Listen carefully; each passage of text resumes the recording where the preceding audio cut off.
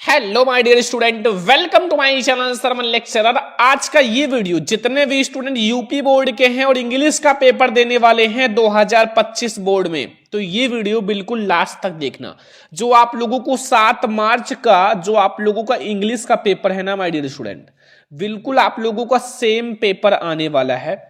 क्योंकि ये पेपर जो इंग्लिश का है, इसको लाने में मुझे इतना मेहनत लगा है जितना यूपी बोर्ड एग्जाम को पूरा पेपर बनाने में मेहनत नहीं लगेगा, उतना मेहनत मुझे ये इंग्लिश का पेपर लाने में लगा है। क्योंकि ये इतना ज्यादा वायरल पेपर है ना, जो आपके बोर्ड एग्जाम है ना 7 मार्च को इंग्लिश का, ये ऐसा वायरल पेपर है कि सारा क्वेश्चन यहीं से हिट होने वाला है। ठीक है, इतना ज्यादा मैंने मेहनत किया है इस पेपर को लाने के लिए। तो आप लोग से एक रिक्वेस्ट है कि आप ये जो पेपर के क्वेश्चंस है ना वो तैयार कर लो। ठीक है, पेपर के क्वेश्चंस केवल तैयार कर लो, वीडियो को लाइक बिल्कुल मत करना। ठीक है, बस पेपर के क्वेश्चन तैयार कर लो। जब आप पेपर दे कर आओगे और एक एक क्वेश्चंस को मिला लेना, तब आप लाइक कर देना। ठीक है, तब आप लाइक करना। ठीक है, ये हमारे इंग्लिश का बहुत वायरल पेपर है। 7 मार्च को आप लोगों को इंग्लिश का पेपर ऐसे ही देखने को मिलेगा। और यहां अपना रूल नंबर डाल देना जो भी है 224371 ठीक है, और अपना नाम डाल देना। लाइकेज आपका नाम क्या है?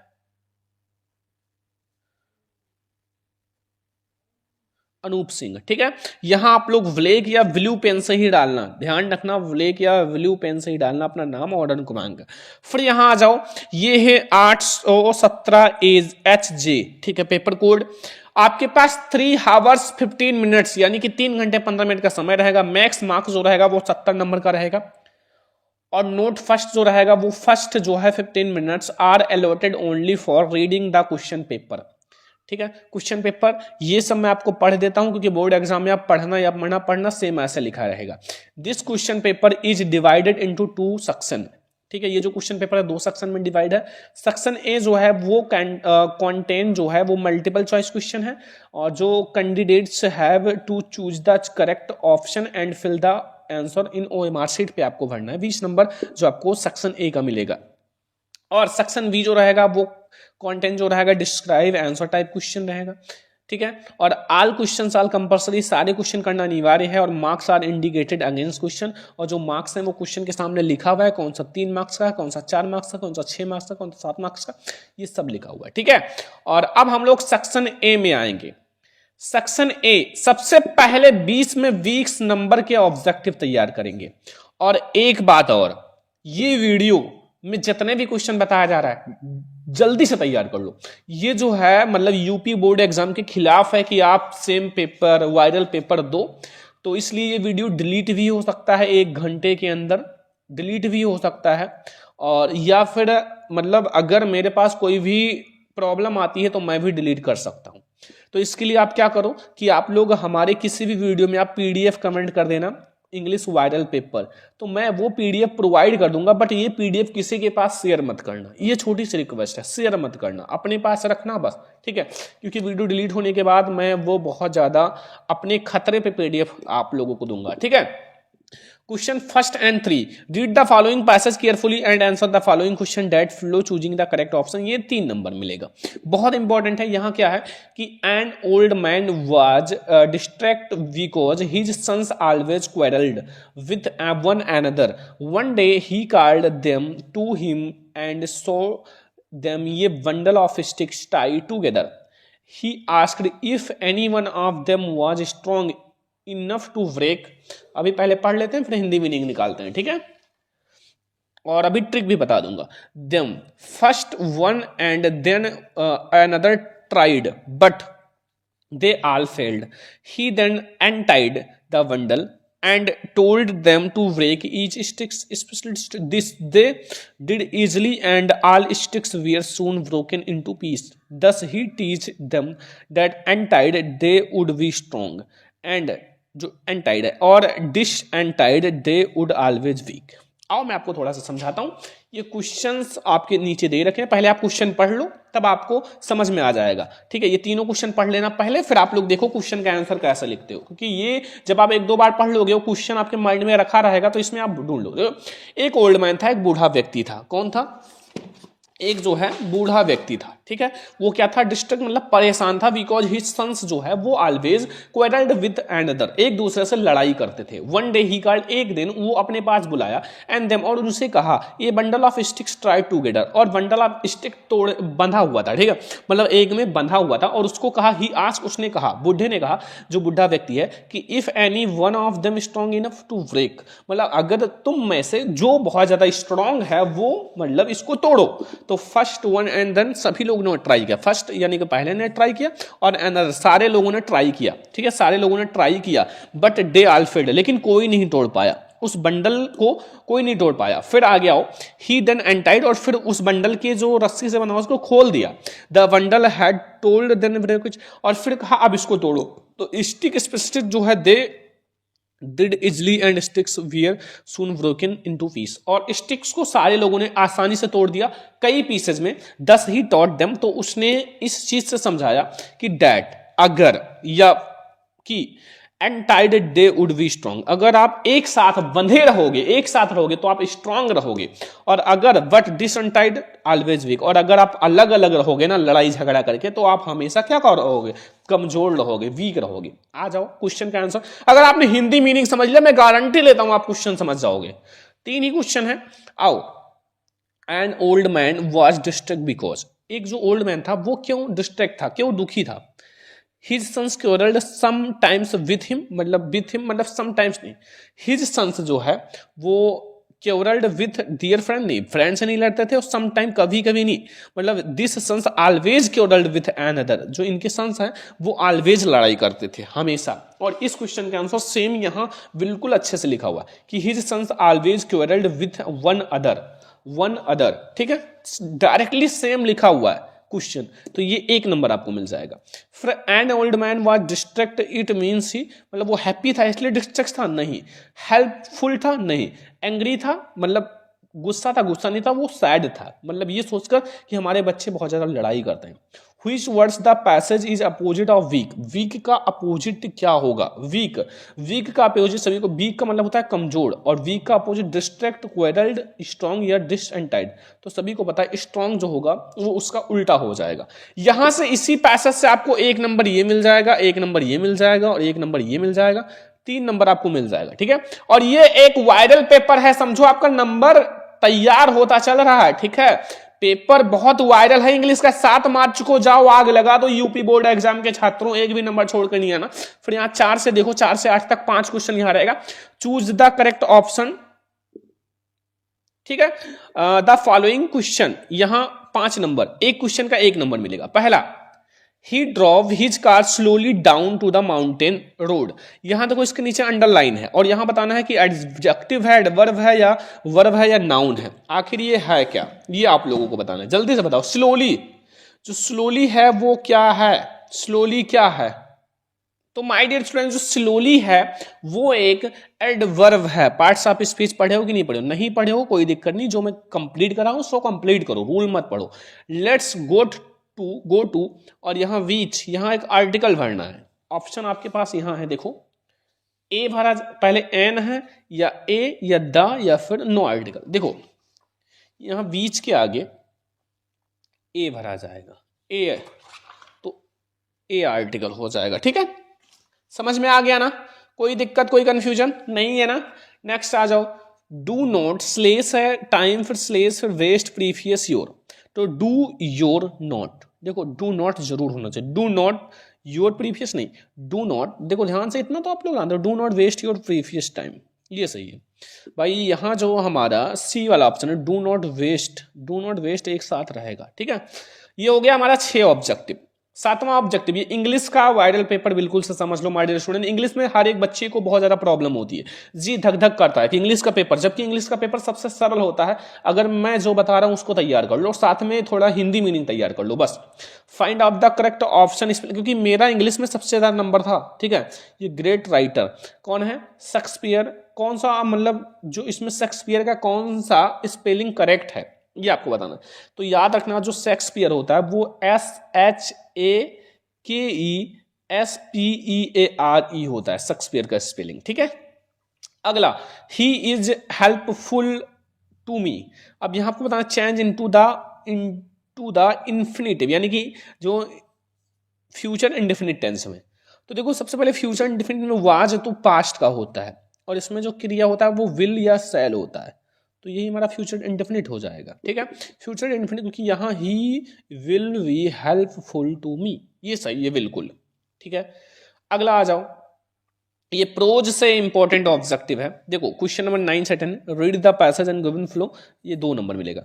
I finish my poem and it was beautiful. I finish, देखो मैं आपको हिंदी मीनिंग भी साथ में बताता चलता हूँ। आई फिनिश, मैंने फिनिश किया, माई पोएम, अपनी कविता को, एंड और इट वॉज ब्यूटीफुल, ये बहुत सुंदर कविता थी, और इट वॉज अबाउट ये मदर डक, ये जो था एक मदर डक, यानी कि जो माँ बतख, एंड फादर सॉन, और जो फादर उनके पिता यानी कि बतख के पिता, एंड 3 बेबी, और 3 बच्चों के बीच में था। ठीक है, मतलब 3 बच्चों के बीच में, पहला तो उनकी मम्मा 3 बच्चों की, और फिर उनके पापा, फिर ये। ठीक है, मतलब इनके पिताजी। बट हुआ क्या, जो baby duckling who were bitten to death by father, अब ये जो था ना, मतलब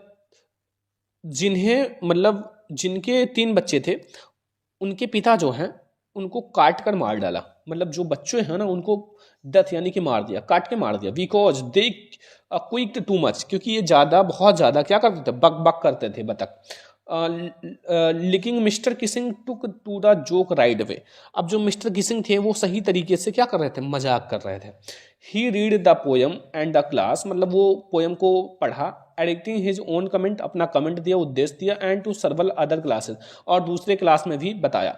since then I have been allowed to talk much, have to against any extra homework, तो मुझे अब कोई भी एक्स्ट्रा होमवर्क नहीं दिया। On the contrary mister Kissing always making jokes दीजिए, और इस टाइम जो है, इस समय मिस्टर किसिंग बहुत ही ज़्यादा मजाक करते हैं। ठीक है, हो गया ये ऑब्जेक्टिव। आ जाओ इसमें, पहला, the baby duckling were done to death because they quacked greatly, या दे डोंट कीप क्वाइट, या फादर सॉन गॉट एंग्री, या ये तो सभी को पता है, अभी मैंने पढ़ा है हिंदी मीनिंग की, वो बहुत ज़्यादा लड़ाई झगड़ा करते थे। ठीक है, तो दे क्विक्ड ग्रेटली, ये सही है। ठीक है, सभी को पता है, अभी मैंने पढ़ा है पूरा। फिर 10वां नंबर है, father son of any easily symbolized all the son of the world, या फिर ये मिस्टर किसिंग। ठीक है, जो ये चीज सिंबलाइज कर रहे थे, प्रतीक था, वो मिस्टर किसिंग ही तो बता रहे थे। अगला ऑब्जेक्टिव 11 से 13, based on the understanding the prose lesson, जो प्रोज का लेसन है, choose the correct option, 3 number का आएगा प्रोज के चैप्टर से। पहला objective, Lencho predicted the rain while looking at, तो लैंचो जब बादल की ओर देखता है तो क्या प्रेडिकेट करता है, क्या संभावना लगाता है कि the sky into the sky and clouds, या clouds, the clouds is north और ईस्ट, जो नॉर्थ और ईस्ट है वहां से जो बादल है वो आ रहा था और बारिश होने वाली थी। ठीक है, फिर आ जाओ अगला, एनी फ्रैंक सेलिब्रेट, जो birthday celebrate was not celebrate because, जो एनी फ्रैंक है वो अपना बर्थडे को सेलिब्रेट क्यों नहीं की। ऑप्शन है she was not falling well, या फिर समवन डाइड, या फिर हर ग्रैंड मदर की नॉट अटेंडेड, नहीं लास्ट वाला ऑप्शन देख लेते हैं, हर जो ग्रैंड मदर है फेलिल, उनकी जो ग्रैंड मदर है दादी जी हैं वो बीमार हो गई थी, इसलिए नहीं अटेंड किया, फिर इसलिए वो सेलिब्रेट नहीं किया अपना बर्थडे को। अगला, the kind of freedom the other, जो ऑथर है, wanted to his people to live a successful life, या टू वर्क एज लाइक, या टू अर्न लिव लाइफ, या फिर to live life with identity and self respect. Self respect most important है, self respect यानी कि अपने respect के साथ जियो, यही जो है वो नेल्सन मंडेला या कवि जी चाहते हैं। ठीक है, अगला आ जाओ माय डियर स्टूडेंट, 14 से 15, read the following strict and answer the question, 2 number मिलेगा। देखो, don't bite your nails Amanda, don't hunch your shoulders Amanda, और don't stop that soundings and sit and straight Amanda. ठीक है, मतलब सीधा बैठो, कुबड़ निकाल के मत बैठो, बहुत झुक कर बैठते हैं, कुबड़ निकल रहता है, ऐसे मत बैठो। तो पहला, the poem is written by, ये पोएम किसके द्वारा लिखा गया है। ऑब्जेक्टिव है वाल्ट व्हाइटमैन, या रोबिन कैन, या रॉबर्ट फ्रॉस्ट, या विलियम वर्ड्सवर्थ, तो ये सभी को पता है किसके द्वारा लिखा गया है। ये जो पोएम है इसके राइटर हैं रोबिन कैन। ठीक है, बी वाला ऑप्शन सही है। और the words Hutch here means, मतलब हच का मतलब होता है जो कोबड़ निकलना, तो निकलना का मतलब होता है राइज, मतलब होता है बाहर निकलना, इसी हो जाएगा। तो ये हमारा 2 ऑब्जेक्टिव आएगा, मतलब पोएट्री से, और या अमंडा से आएगा माय डियर स्टूडेंट, या फिर डस्ट ऑफ स्नो, या फायर एंड आइस, यहीं से आएगा। मैंने बता रखा है, हर एक चीज ना पढ़ो, आपकी गलती है। अब आ जाओ यहाँ क्वेश्चन 16 से 20 5 क्वेश्चन रहेगा वेस्ट ऑन योर जो है understanding of the lesson in the food without print food, यानी कि जो हमारा सप्लीमेंट्री है, choose the correct option answer of the following. 5 number देखो, पहला objective 16 number, at the clinic the doctor gave tricky fruits and vegetables injection no food for today chocolate. तो उनका जो है वेट बहुत ज्यादा बढ़ गया था, इसलिए कहा डॉक्टर ने कि नो फूड फॉर टुडेज, 2 दिन के लिए कुछ नहीं खाना है। ठीक है, अगला, who was thieves of in the story, the thieves story में जो चोर था वो कौन था, हरी सिंह या मंगल पांडे या अनिल या सुरेश। तो हरी सिंह जो था वो एक चोर था। ठीक है, चोर इस चैप्टर में, हरी सिंह वाले में, द थीव स्टोरी में। ग्रिफिन वाज ये ब्रिलियंट साइंटिस्ट या लॉलेस पर्सन, या बहुत दोनों या नॉन सही है, ये एक ग्रेटेस्ट साइंटिस्ट भी थे और लॉलेस पर्सन भी थे। ठीक है, दोनों थे। अगला objective, the writer of the lesson the making of a scientist is Robert W Peterson या रिचर्ड एवराइट या एशले लॉस या रोबिन रस्किन बॉन्ड। तो इसके जो राइटर हैं वो रॉबर्ट डब्ल्यू पीटरसन है। ठीक है, last objective 20 number, Matilda always remind, Matilda हमेशा क्या रहती थी अनहैप्पी। ठीक है, दुखी या अनहैप्पी, खुश नहीं रहती थी। ये हमारा 20 में 20 ऑब्जेक्टिव 7 मार्च यूपी बोर्ड एग्जाम के छात्र क्लास 10th के लिए ये सारा तैयार कर लो। अब हम लोग सेक्शन बी में आएंगे, सेक्शन बी, और इसमें देखो, read the passage carefully and answer of the question following. देखो अब आपको ये वाला पैसेज पढ़ना है। ठीक है भाई, अब ये वाला जल्दी से पढ़ो। Good deeds may be done by anyone in any walks off, by the soldiers in battlefield, by the women in the home, the nurse in the hospital, the boy at the school, or the inventor in the library, and such performance is the happiness both of the doer and those whom it done. The memory of the good deeds inspired other to do likewise with flow। ये एक एंसीन passage है जो आपको बहुत ज़्यादा number देकर जाता है, मतलब बहुत ही ज़्यादा। ठीक है, ये ध्यान रखना। तो इसको आप लोग कैसे करोगे माय डियर स्टूडेंट, क्योंकि बहुत ज़्यादा इंपॉर्टेंट है बोर्ड एग्जाम के लिए। तो आओ हम लोग थोड़ा सा समझेंगे। देखो इसमें आपके 4 क्वेश्चन रहेंगे। ठीक है, और ऊपर आप लोगों का लिखा हुआ है कि आप लोगों का ये जो रहेगा 7 नंबर का रहेगा। तो इसमें जो ये क्वेश्चन रहेगा पहला, वो 2 नंबर का रहेगा, ये भी 2 ही नंबर का रहेगा, ये भी 2 ही नंबर का रहेगा, ये 1 नंबर का रहेगा। ठीक है, 7 नंबर का। तो पहला लिखा हुआ है where does the performance of ये गुड डीड्स लीड टू। ठीक है, तो यहां आप देखो द परफॉर्मेंस जहां भी आप लोगों का है वही आप लोग अच्छे से कॉपी कर लेना। ठीक है, फिर what does the memory of good deeds या who may be good deeds. ठीक है, और यहां लास्ट में है find out of the passage, find out in the, मतलब जो आपको फाइंड आउट करना है वो passage which means of something good, something done. Something done का आपको मीनिंग्स बताना है। समथिंग डन का मतलब होता है डीड, DEED डीड। ठीक है, तो ये हमारा हो गया 7 नंबर का। ये आपको सोल्यूशन आपको बहुत जल्द मिल जाएगा। ठीक है, अभी आप लोग पूरा पेपर समझो क्योंकि ये बहुत वायरल पेपर है और मैं आपको थोड़ा जल्दी समझाना चाहता हूं। ठीक है, आंसर नहीं one of the following, 4 number का, write an application to the principal of your school requesting him to give a character certificate. क्या करने के लिए, स्कूल लिविंग, स्कूल छोड़ने के लिए ट्रांसफर सर्टिफिकेट, या हमें अलग ट्रांसफर होने के लिए। तो ये एक एप्लीकेशन लिखना है अपने प्रिंसिपल को, और क्या लिखना है कि एक कैरेक्टर सर्टिफिकेट आपको लेना है। ठीक है, वो आपको अपना स्कूल छोड़ने के लिए या ट्रांसफर होने के लिए। अगर नहीं आता तो टू द प्रिंसिपल अपने स्कूल का नाम लिखना, फिर यही आप नोट कर देना थोड़ा सा यहां से। ठीक है, बस नंबर मिल जाएगा। नहीं आता तब, आता है तो लिखना, नहीं आता अब मैंने बता दिया था, याद कर लो ना, अभी टाइम बहुत है।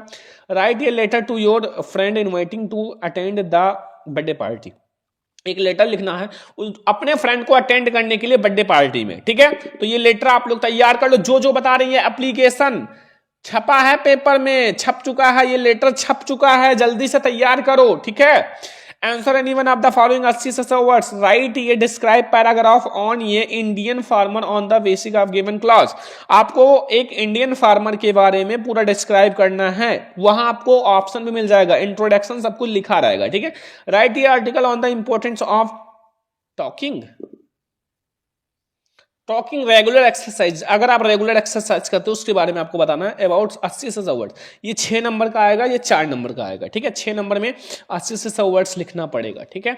तो ये सब बिल्कुल कंप्लीट कर लो माय डियर स्टूडेंट। अब देखो बहुत सारे स्टूडेंट कहते हैं सर डायरेक्ट इनडायरेक्ट वगैरह बताते हो, तो प्लीज आंसर के साथ बताया करो। तो चलो मैं आपको आंसर बताता हूँ। 24 number, rewrites the following change into the indirect.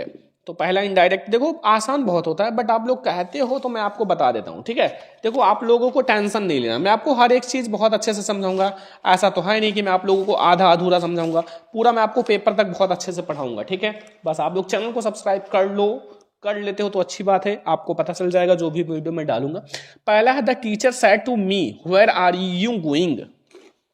ये देखो सबसे पहले ये इंट्रोगेटिव है क्योंकि हुएर शब्द आया है, और हुएर आया है इसलिए इसमें आपको लिखना है द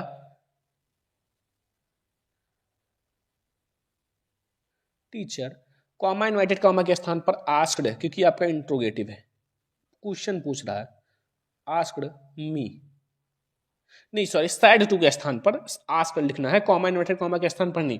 अब हुएर शब्द आया है यानी कि क्वेश्चन मार्क वाला, तो ये आपको हुएर ही कॉमा इन्वर्टेड कॉमा के स्थान पर आपको लिख देना। हुएर हुआई ये सब आ गया है तो यही आपको लिख देना। फिर क्या करना है कि यहां से सिंपल पॉजिटिव की तरह बनाना है। जैसे यू जो है वो सेकंड पर्सन का प्रोनाउन है, मी से बदलेगा आई हो जाएगा, आई, ठीक है। और ये प्रेजेंट में है तो पास्ट में हो जाएगा was going, I was going, बस हो गया। तो ये हमारा हो गया डायरेक्ट इनडायरेक्ट, ये आपको देकर जाएगा 2 नंबर, ठीक है, 2 नंबर।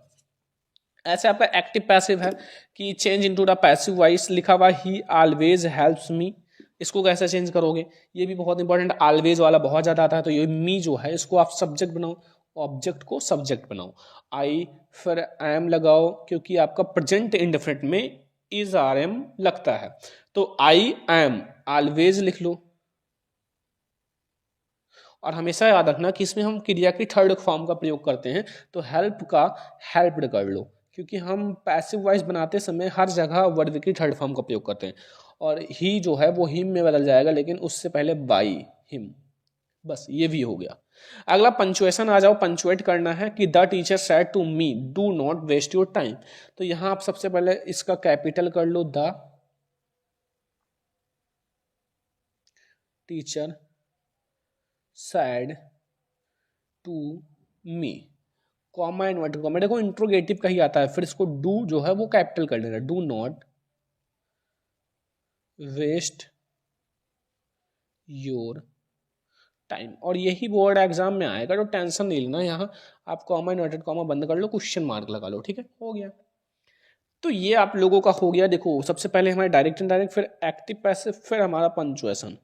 अब इसको भी कर दें कहो तो कि ट्रांसलेशन 4 नंबर का। प्रयागराज एक प्रसिद्ध नगर है, उसका एक महत्वपूर्ण स्थान है, यह गंगा और यमुना के संगम है, और यहाँ उत्तर प्रदेश का उच्च न्यायालय है, यह एक स्वच्छ और सुंदर नगर है। मैं आप लोगों को हर एक चीज समझाऊंगा, टेंशन मत लो। इसको हम ट्रांसलेट कर लेते हैं, ठीक है, बहुत आसान तरीके से। जो सबसे पहले इसमें ध्यान से समझो, मैं आपको एक एक चीज बताऊंगा। जो प्रयागराज है, प्रयागराज क्या है, एक प्रसिद्ध नगर है। तो प्रयागराज सबसे पहले आप लिखो कि जो पी कैपिटल करना,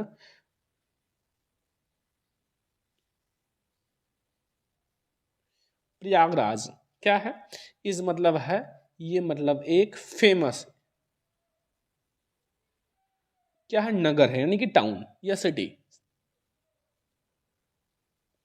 इसका एक महत्वपूर्ण स्थान है, इसका क्या है, इट मतलब है, इट मतलब देखो सबसे पहले इट हैज, ए मतलब एक, एन इंपॉर्टेंट,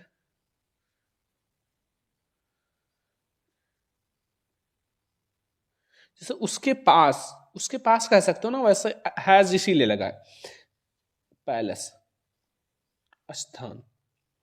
यहां गंगा और यमुना का संगम है, यहां क्या है, हियर मतलब यहां, इज मतलब है क्या है, द, संगम को कहते हैं कॉन्फ्लुएंस,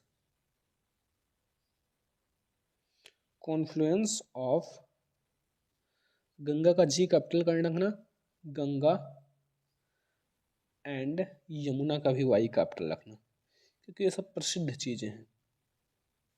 और यहाँ उत्तर प्रदेश का उच्च न्यायालय है। यहाँ क्या है? उत्तर प्रदेश का उच्च न्यायालय। हियर मतलब यहाँ, इज मतलब है क्या है?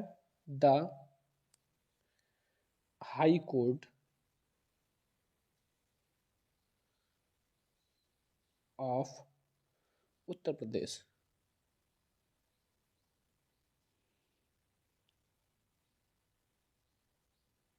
उत्तर प्रदेश, ठीक है। और यह एक स्वच्छ और सुंदर नगर है। यह it is a clean and beautiful city. तो ये आपको मिल जाएगा 4 नंबर। अगर आपने ऐसे ट्रांसलेट कर दिया तो आपको मिल जाएगा 4 नंबर, ठीक है। मैंने पूरा ट्रांसलेशन समझा दिया। अब आ जाओ my dear and answer anyone. 30 से 40 वर्ड आपको 2 का देना है। पहला यहां देखो, व्हाई वाज, ये लैंचो कर लेना क्योंकि ये मिस्टेक हो सकता है। Lencho so angry when he received the letter, ठीक है। और what does the Anne Frank say about the father and grandmother. जो एनी फ्रैंक है वो अपनी डायरी में जो अपने फादर के बारे में, अपनी मदर जो ग्रैंड मदर उसके बारे में क्या कहा। और लैंचो जो पैसे पाता है तो वो एंग्री, गुस्सा क्यों हुआ। और what did Valli do after she got into the bus, जब बल्ली बस में चढ़ती है तो क्या देखती है। और where did Buddha teach his first sermon, और पहले मतलब उपदेश में बुद्धा ने क्या सीखा। ये इसमें से कोई एक 2 करना है, 4 में से 2 ही करना। अब इसमें से कोई एक करना, 4 नंबर मिलेगा। Any one of the 60 words में गिव ये कैरेक्टर स्केच। आप पोस्ट मास्टर का कैरेक्टर स्केच लिखो, या फिर how did Nelson Mandela describe the sons of emigration. जो सन्स ऑफ इनिग्रेशन यानी कि जो इनिग्रेशन चीज को आपको डिस्क्राइब करना है। अब देखो अगला, why does Amanda wish to be मीमन, या फिर आप ये मत करना, ये वाला करना, सारे स्टूडेंट नहीं करते हैं। राइट 4 लाइन्स जो है वो poem predicate in syllabus, do not copy. आपको इसमें से कॉपी नहीं करना जो पेपर में दे रखा है। ये 3 नंबर मिलेगा, ठीक है। अब आ जाओ, राइट एक सेंट्रल आइडिया। बहुत आसान है, 3 नंबर का आपको सेंट्रल आइडिया मिल जाएगा। Dust of snow, A tiger in the zoo या अमंडा। इन तीनों में से कोई एक आपको करना है सेंट्रल आइडिया। ये वाला कर लेना, फायर एंड आइस तैयार करना, अमंडा तैयार करना, ए टाइगर इन द जू, जो 3 तैयार करना बहुत है। अब यहां आ जाओ, 29 answer any one of the following. 30 से 40 वर्ड्स में आपको मिलेगा 4 नंबर। देखो, what was the real disease that, जो ट्रिकी है, वाज सफरिंग फ्रॉम। जो ट्रिकी है उसका जो रियल डिजीज, बीमारी क्या था, जैसे वो मतलब था, मतलब बीमार था। What kinds of thief Hari was. अब यहाँ लास्ट में आ जाओ, any one of the right, 4 number मिलेगा। पहला, राइट ये character sketch of mister Pumphrey in the story of a triumph of surgery. A triumph of surgery में मिस्टर पंपरी का कैरेक्टर स्केच लिखो। या फिर what would have happened Matilda had not lost the diamond necklace in the minister walls. तो ये हमारा पूरा English का वायरल पेपर मैंने आपको सॉल्व करा दिया। देखो, मैं आपको काफी सारा सॉल्यूशन भी समझाया हूं, और आई होप आपको ये वीडियो बहुत ज्यादा पसंद आया होगा। 7 मार्च के पेपर में जाओ, आग लगा दो। और अगर ये वीडियो डिलीट हो जाता है तो आप लोग पीडीएफ कमेंट करना। किसी भी वीडियो में हमारे दूसरे में आपको पीडीएफ प्रोवाइड कर दूंगा, बट वो पीडीएफ किसी के पास शेयर मत करना। इस वीडियो को ज्यादा से ज्यादा लाइक शेयर एंड सब्सक्राइब कर देना। हम लोग मिलेंगे नेक्स्ट इंग्लिश के इंपॉर्टेंट या मैथ के इंपॉर्टेंट वीडियो के साथ। तब तक के लिए जय हिंद।